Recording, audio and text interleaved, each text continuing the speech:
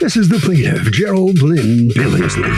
He says he brought his car to the defendant to install a new fan belt, and a guy ripped him off. That's right, he said he changed the belt. He charged him for a new belt and never actually changed it. What a scammer.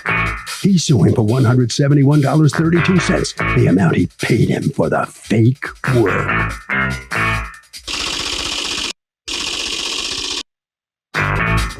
This is a defendant, Brian Oral. He says he changed the plaintiff's belt, but the guy took the car to his competitor down the street to get his work inspected. And they lied to him and told him the belt was never changed. This other shop fed the plaintiff a bunch of you-know-what. But he stands behind his work and will prove he changed the belt today.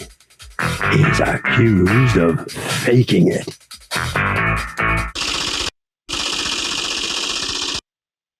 All parties, please raise your right hands.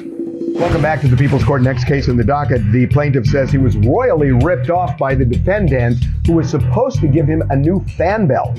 But the defendant says he stands behind his work and did a good job for the man, so leave it alone. It's the case of I'm not a fan. Thank you, Douglas. You're welcome. Okay, Mr. Billingsley, you are suing the defendant's company for $171.32, what they charged you for a job that, according to you, they didn't do. Tell me what happened here. Well, I went to them and asked them to do the job. They said they'd do it. Well, I had also, I used to be a maintenance man, so I went to YouTube and I seen exactly how the thing was changed. And so when I got back to them, I just got me a seat right. They don't let you get inside where you be with them, but I got me in a seat where I could see what was going on. And when they changed it, one thing I knew they had to do was undo the water hose, the upper and lower water hose, because they go in between the belt. So I was watching that, and sure enough, there's never no water released from that vehicle. And when they got the belt loose, I see it hanging there, and I said, well, they're going to change this quick.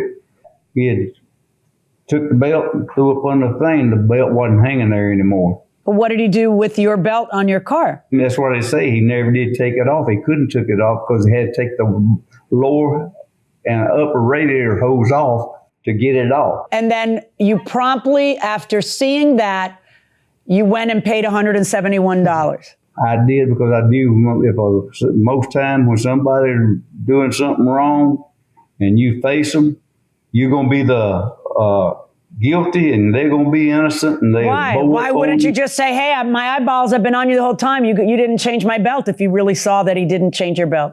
I called him up after I left his place and I told him, I said, listen, I'm going to put a lawsuit in. Why even pay them if it's true that you saw that they didn't do the job? Why would you then reach into your wallet and pull out $171? Because I just wasn't going to confront them in their business. And I don't trust people that can do something like that. They'll bow up on you. Now, what did you do? After you left there, you took the car where? I took the Watkins Automotive. All right. And what happens? I went in there. I said, would you mind letting me pay you to go ahead and make sure I got a new belt on my car? And he said, yeah. I said, I sure would appreciate that. The people you took it to, what did they tell you about the fan belt? They told me that the fan belt had not been changed. It's the original belt that was on the car. And they even took the picture right here. They took a picture. If you can see right here, it says Mopar. That is the brand name of Chrysler Corporation original equipment. Let me hear from you, Mr. Oral. What happened? You changed a guy's fan belt or didn't you? Are you the person who did the work or did someone else do the work? My mechanic did the work. I was there as he did the work. The belt was changed. What's a brand of belt that you guys put on? I'm not exactly sure. It was one from O'Reilly's. It was not a Mopar belt. It wouldn't be on any of your paperwork? It should be on the paperwork. Give me just a second if you don't mind. My mechanic is looking in our files real quick to get me that information. Another thing I wanted to mention, I'm pretty sure he said that he took it to Watkins Automotive. Yeah. And my mechanic used to work at Watkins, and him and the owner's son could not get along. So he left there. Well, we're going to look right now at the documents from the new place. Where's the information about how the other shop never took the belt off, Mr. Billingsley? It says serpentine belt. I mean, the closest thing you have to that is the word original belt was removed from car. That's it right there.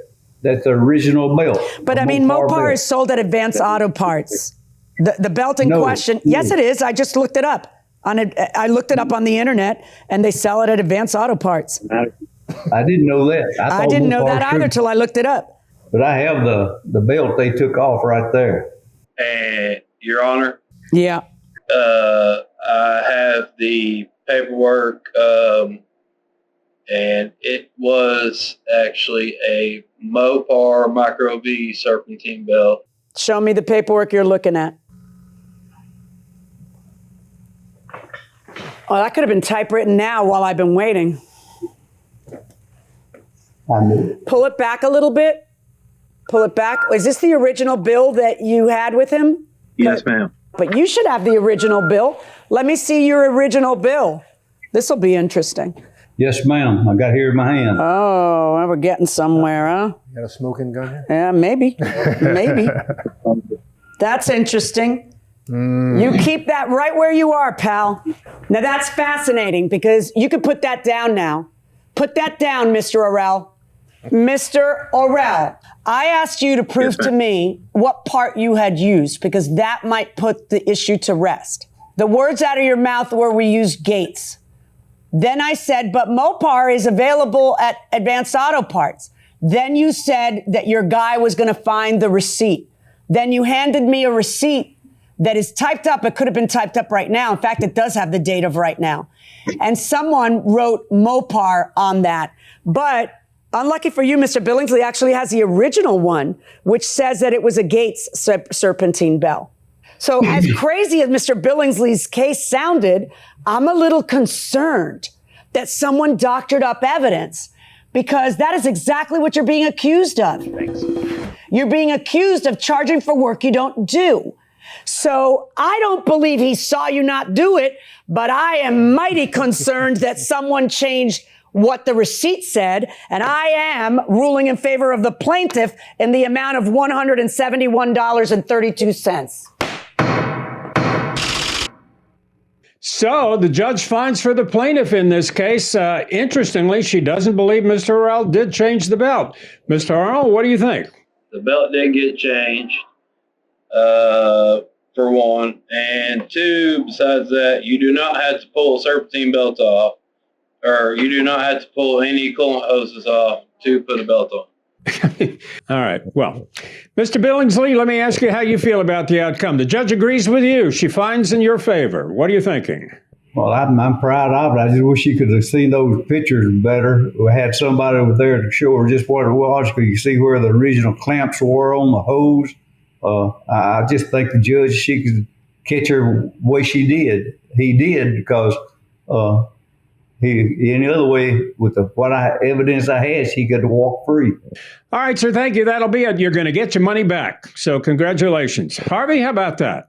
Well, Doug, unfortunately, here's what you have to do when you go to an auto repair shop. You should ask for the replaced part, the part that is taken out that wasn't good, and you should see it. Look at it for yourself to know that that part was taken out and a new one was put in. Now, what you don't know is, was it really a new one that was put in, or was it just another old one? That's the danger when you go to an auto repair shop. What is your favorite zoo animal? Well, let me qualify that by saying I have mixed feelings about zoos because part of me doesn't want to see any of these animals in captivity, and then part of me kind of recognizes zoos they have an important role to play, I think, in educating people and giving people this love for animals and nature. But I'm going to go with mountain lions. I think they're the American big cat, right, from our country. And they used to be all across North America, and now not so much. And they're just amazing because feline movement, cats, the way they move like a house cat is so graceful and stealthy. And to see a big cat move like that is pretty amazing stuff. And our daughter got a cat during COVID, and Christy will deliberately put big cats on the TV. She'll Right. put, the Discovery Channel, whatever's playing something by David Attenborough, and she will video her cat watching the show. Right. And if the big cat is moving off the screen, her cat jumps to go find out where the big cat is on the Tries to screen. go behind just it. tries to go behind the TV to see where the cat went. It's kind of funny. Yeah. I think for me it would be the monkeys. I feel like it's a big ballet, especially when they're active, and it feels fun, and it feels like, when my kids were little, just right. joy. It just feels joyous, Yeah, they're fun to watch, Yeah. no question. They don't just sit there. They're always doing something. Right. And sometimes you got to duck because they might throw something at you. Right, exactly.